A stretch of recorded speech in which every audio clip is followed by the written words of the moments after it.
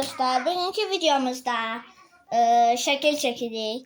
Mənim əvvəlləri baxdığım bir cizgi film diyeyim, video diyeyim, elə bir şey var idi. Orada bilirsiniz tanklar var. Hər ölkənin bir ordu tankı var.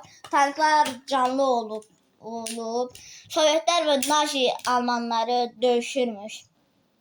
Onun bölümləri hələ də gedir. YouTube'da tanklar yazsaz mənim baxdığım elə gələcək. Nəsə bir şəklimizə baxaq. Dostlar, bu arada mən bu çəkdiyim bölümlərdə bu hissələri çəkmişəm.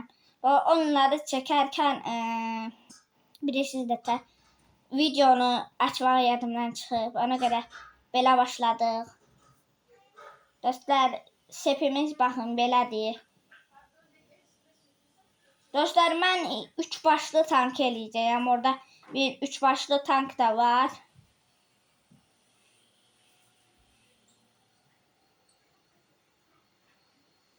Dostlar, orada bir çox tank cüzəsi var. İstəsəz siz də çəkə bilərsiniz. Dostlar, bu videoda məqsədimiz bir dənə başı çəkməkdir. Yəni çox da eləməyəcəyəm. Dostlar, buradan ilerletək. Deməli dostlar, burada baxın belə bir qoruyucu var idi. Baxın. Burada belə yapışdırılıb qoruyucu.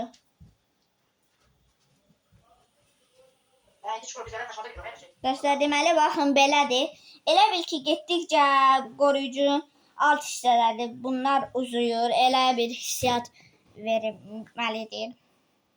Dostlar, deməli indi başımızı eləyək. Bu dostlar ilk başdır.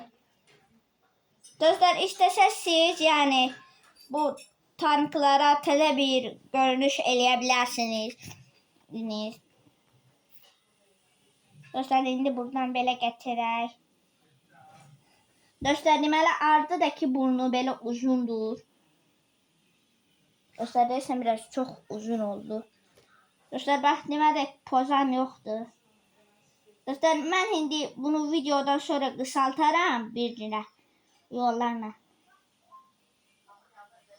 Yəni elə bilməyin ki, yəni bu belə qalacaq. Bu belə qalmayacaq. Bunu mən bir yolda yəni bu hissəsini pozacağam. Yəni narahat olmayın. Dostlar, video məncə bu qədər olsun.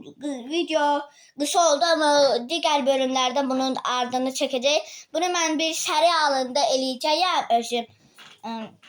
Digər tanklarda da halı gələcək. Neyse dostlar, sağ olun. Videoya bəyəni atmağı, abunə olmağı yadınızdan çıxartmayın.